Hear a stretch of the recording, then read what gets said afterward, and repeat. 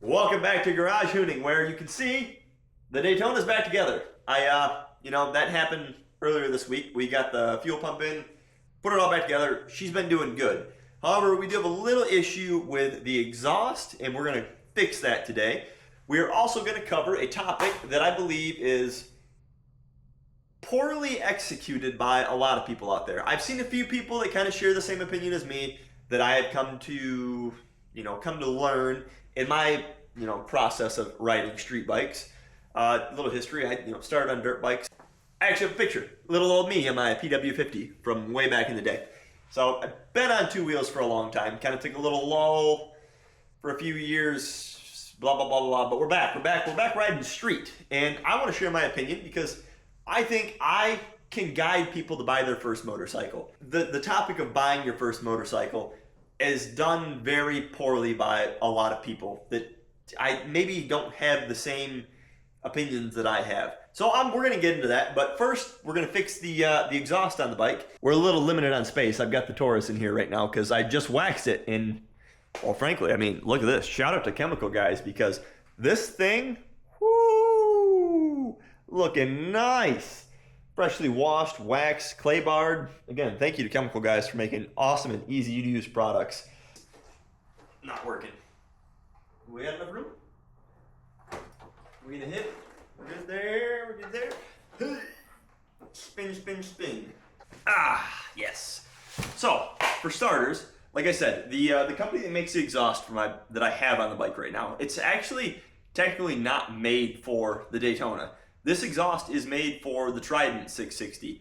However, it's the same head, so the headers bolt right up. Roughly the same engine. There's some different tweaks and changes. Roughly same chassis. It does fit. However, if you're gonna buy this exhaust, little spot right down in here. So if you look kind of right in this area here, this used to be a fairing that would go all the way across right here. You got to trim that out a little bit in order to clear. If you don't, it will start melting your fairing. I found that out the hard way. I trimmed just a little bit, and I was like, I don't really want to, mess up the look of it too much, so I trimmed just a little bit. Did get a little hot, kind of melted a little bit. If there's anybody out there that is interested in seeing how to do that, I can show you. Hands down, it's not that hard. I promise you, it's really not that hard. I did it with a Dremel in 10 minutes. But this exhaust, I said, is made by TEC. I'm going to link them in the description down below. I think it is the best exhaust for the money that you can buy. You do have to do a full system on this. You can't just do a slip-on. Triumph, and I believe it's kind of a European regulation now, the whole stock system is all welded one piece. So you can't just unbolt the muffler and then swap that and do a little slip-on. So this is a full system, front to back. This one here, full stainless system, and you do have a little bit of carbon fiber on the tip, which actually I'll show you right now. I had a little problem with my TEC exhaust, but they sent me brand new muffler. So you can see we got a little carbon fiber tip there. Kind of cool. Right there is your baffle. You can pop this little plug here on the side, right there. Pop that little guy off, little rubber grommet. You can unscrew it and pull this baffle straight out. However, I do not have my bike tuned currently, so I am going to leave that in there to create some back pressure. However, though, it is still, maybe, straight through, just a smaller orifice for the moment now. A little bit of back pressure should kind of help keep the motor happy. I noticed that around the higher RPMs when you rev it, it's got like a little rattle, and it sounds like it's coming from the actual muffler. I had the muffler off the other day and kind of hit it with a little rubber mallet. We'll do that maybe later. You can kind of hear like a little rattle, like something came loose in there. And I thought, well, man, that kind of stinks.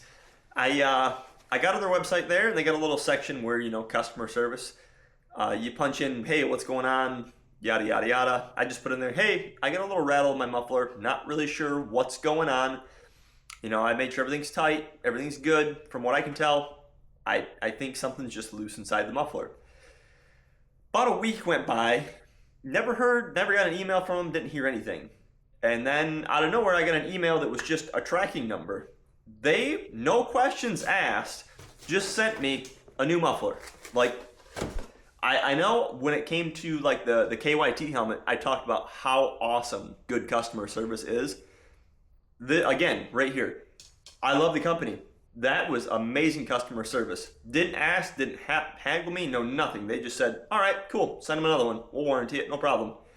And I want to reach back out to them because I don't know if they want me to send the old one back. Like I said, I never got an email from anybody at the company. All I got was a tracking number, and a few days later, new muffler showed up at my door. So awesome on them. I absolutely love it. I cannot recommend this exhaust enough to you. I don't remember if I said what it retailed for. I think I paid about $500 for a full system. Full system, full stainless. Everything fit really good. Let's get into swapping this muffler real quick. Muffler is simply just held on by a little bracket up here, which they send you. You bolt this bracket up there, and then you bolt this guy right there. And just a clamp down here. Quite simple. I think this is a 10. I believe this is like a 6 mil Allen with a 13 mil bolt on the back. My only complaint is this bolt is like way longer than it needs to be, and I've been just too lazy to cut it down. One of these days I'll do that. Maybe this winter. If you don't have any electric tools, an electric ratchet, I went years without having one of these things. These things will change your life. So easy. They get in a lot of good little tight spaces.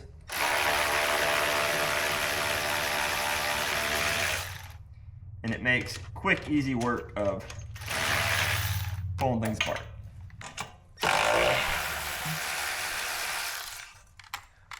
Easy enough.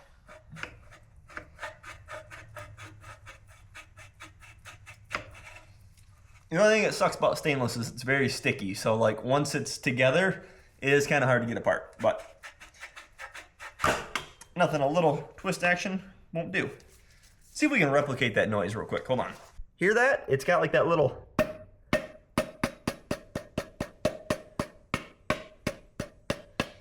I'm not really sure where it's coming from, but something does have just the slightest little rattle.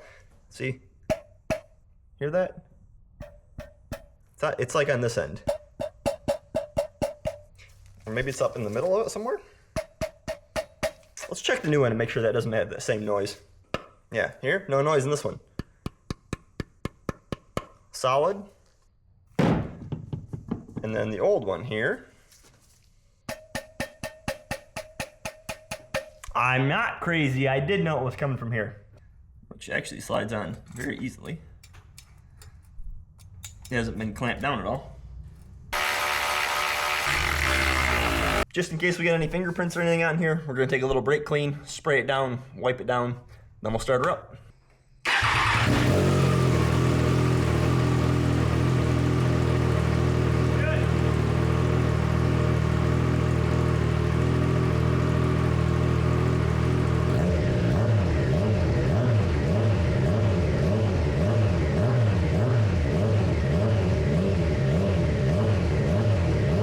We're out here in the public area recording a video about my whole spiel about what your first bike should be. And it's not what you think. I'm not going to say what you think. I'm not going to tell you a specific brand, a specific like CC or size. I'm actually going to tell you that you should buy whatever you want. Now, that goes with some restrictions. If you have zero experience at all, I don't think you should buy like a 1000. However, I do think that anybody, if they really want to, can start on a 600.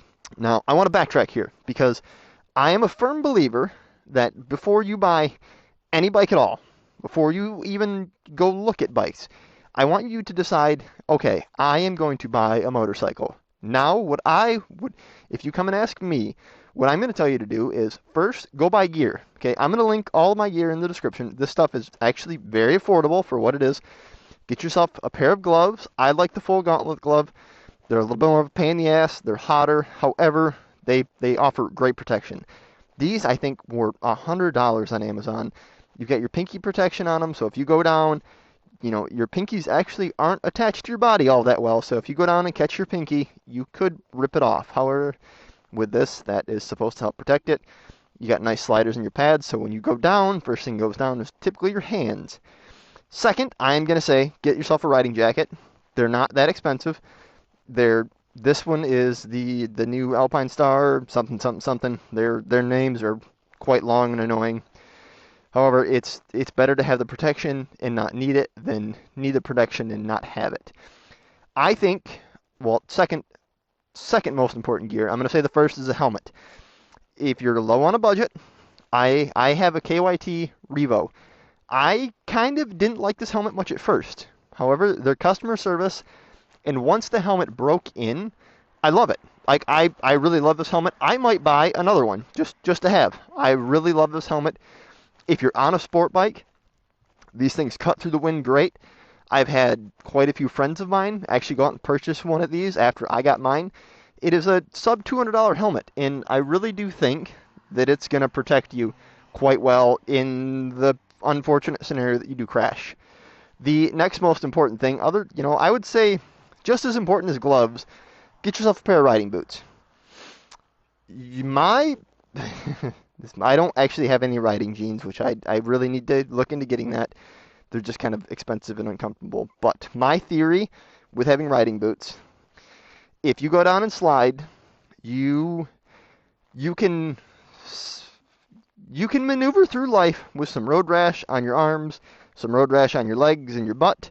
However, you're going to have a very tough time getting through life with bandage up road rash hands, and worse than that, bandage up road rash feet, or worse, you shatter your ankle or anything like that. Not being able to walk is got to be probably the worst thing in life. Protect your feet and your ankles. I know boots are kind of expensive. I think it's a must. I rode for a good while not having boots, until I saw a video of a gentleman who low-sided his bike. His foot got caught here as the bike was sliding, and when he came to a stop, he had half a foot. The asphalt is very low grit sandpaper, and it is not forgiving. The pressure of a motorcycle on your foot sliding when you come to a stop, you might not have a foot anymore. Or, I would say just as bad as that, shattering your ankle. Buy yourself a pair of boots. So, step 1, you're going to say, I want to buy a motorcycle. Step 2, buy all your gear. Step 3, take the MSF course. Especially if you don't have any experience riding a bike at all, take the MSF course. Don't ride a bike without a motorcycle endorsement. It's just dumb. It's so easy to get. Let's go for a little ride here.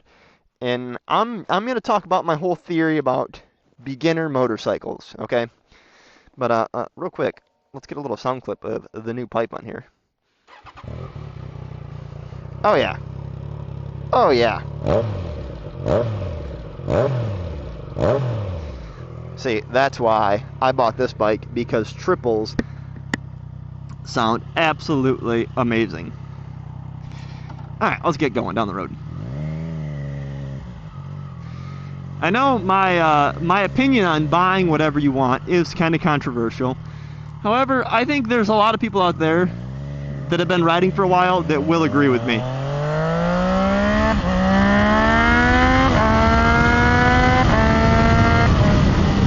Alright. Alright, so, you want to buy a motorcycle, I am telling you, buy whatever that you want. You can learn on anything out there. Now, what I don't want you to do is I don't want people setting out and saying, we'll just use Yamaha for an easy example because they have a lot of bikes out there. I don't want people saying and setting out, hey, I really want that new R9 because it's fun, it's torquey, it's beating 600s lap times, it's going to be the new thing. And I will say, I've talked a lot of smack on the R9, but it is a triple. I do love the sound of triples. I think, they're perfect. They're that perfect in-between of a parallel grunty twin as well as that high-end 4-cylinder. But anyway, back to what I was saying. I don't want someone going out there and saying, I want an R9, and then going to the dealership and the dealer saying, well, you've never rode a bike, so I'm going to recommend that you actually buy an R3. To which then someone is going to go out and they're going to buy the R3, really wanting the R9, and they're going to ride it for 3 months and go, all right, I'm over this. They're going to go back to that dealer and say, I rode this for a while, I'm going to trade this in, I'm going to lose money while you guys make money, because you're never going to get out of a bike what you put into it. It's just kind of a thing, especially if you buy a brand new bike. You're not going to be able to sell it for what you paid. You are going to take a little hit of a loss on buying a new bike, but that's one of the plus sides is buying a new bike is you know everything that's been done with the bike. But anyway, they're going to go back to the dealer. That dealer's going to say, all right, well, let's set you up on an R7. You know, let's take that next stepping stone. And that's what these manufacturers and dealers have been doing. They just keep making stepping stones. And the only people that are benefiting from it, I believe, are the manufacturers and the dealers, because they're selling more and more and more bikes. I believe last year the R7 was like one of the most popular selling bikes. You know, I can get why. It's a cool bike. However, I do think the Daytona is a better option for if you're going to be doing street riding. I think the Aprilia RS660 is a great option too, but again, I don't like when sport bikes sound like parallel twins. I'm not a big fan of that. But back to what I was saying, that person or individual is going to go back to a dealer. They're going to want to trade that R3 in because they've rode it for a few months and they're bored of it. And then that dealer's going to, well, you know, we don't actually have an R9 here right now, but we can set you up on an R7. It's that next stepping stone to really prepare you for the power of the R9, which it's not that powerful. It's like 120 horsepower. It'd be a little bit faster than this. But, cool. So that individual goes out, he says, all right, yep, you're the dealer, manufacturer, you guys know best. I'll buy the R7. They're gonna ride that R7 for maybe a season, but in the back of their mind that whole time, they're really going, I really want that R9. I really want that R9. And they're gonna get bored of the R7 because that's not what they truly wanted. And they're gonna go back to that same dealer again, trade that R7 in for a loss, and buy that R9. Finally, after wasting thousands of dollars on paying for dealer fees and all this and that and maintenance on their bikes, the dealer's making hand over money, or I'm sorry, the dealer's making a bunch of money on this poor individual. And now finally, after we'll just say 2 years, this individual finally has the bike that he actually wanted when he started out. He gets it and he's so excited and everyone's happy, kind of. He's not happy because he spent, you know, how much money, who knows, on dealer fees and yada yada yada yada. But he finally has the bike that he wanted and he's happy. And that's what I don't want people to do. Again, I just want you to go out, and if you have your heart set on a specific bike, just buy it. If you really, really want a leader bike, and go buy it. You can learn on it, especially if you're just doing street riding and not trying to be a street Rossi. You're not going to the track, which you can take them to the track and learn on it. You're gonna progress a little slower than if you were on a smaller bike, because the risks of crashing and whatnot are a lot larger on larger bikes. But for doing stuff like this, yeah, I mean, the motorcycles only go as fast as you twist the throttle. And if you guys really want, I could make a little tutorial on how to operate a motorcycle. I think if I did that in this video, it would make the video a little bit too long, but I could definitely do that. They're not difficult at all to drive or to ride. Operating a motorcycle is not that hard. If you have any concept of how a manual transmission works, you'll do just fine on any motorcycle. You know, we'll do a quick rundown. Basic motorcycle: your throttle, your front brake, your clutch, your shifters on this side, your rear brakes on this side. Might surprise you, your rear brake on a motorcycle is kind of useless. Your front brake is what does all of it. Oh, I almost forgot. I'm going to tell you buy whatever bike you want. However, I am going to say, if you're a new rider, I am going to require you, or at least recommend you, buy a motorcycle with ABS. That is the number one thing how you could get yourself in a serious accident, is if something bad or something runs out in front of you or something happens, you grab front brake on a bike with no ABS. If you're not careful, you don't modulate that brake and, you know, ease into it, you will lock the front tire and you will crash. But if you have ABS, it takes care of all that for you. You don't got to worry about it. You can just grab a handful of front brake, and it won't crash you. Now, it's not recommended to do wheelies with ABS because it can kind of, sometimes your rear brake won't always work. If your front tire and your rear tire are doing different speeds, it kind of freaks the bike out. But if you're new riding and you go out, you buy the bike that you want, and you're going to set out and you're going to learn on that bike, because that's the other cool thing about buying the bike that you want. If you buy the bike that you truly want, you're going to be so excited. All you're going to want to do is ride that bike, and you're going to naturally learn and progress on it. If you end up buying a bike, if you buy one of the starter bikes, you're kind of a little disappointed in the horsepower, but you know, you're not going to ride it as much as you would if you were to buy the true bike that you really want. But I would just recommend buy a bike with ABS. So let's go back through the list. We're gonna say we're gonna want to buy a motorcycle. We're gonna buy our gear.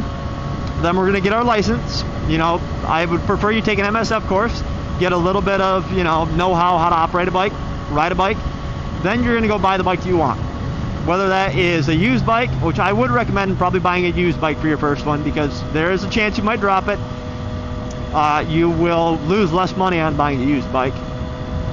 But we are going to buy a bike with ABS for your first street bike, for sure. That would be my only big recommendation, other than just buying whatever you want to buy.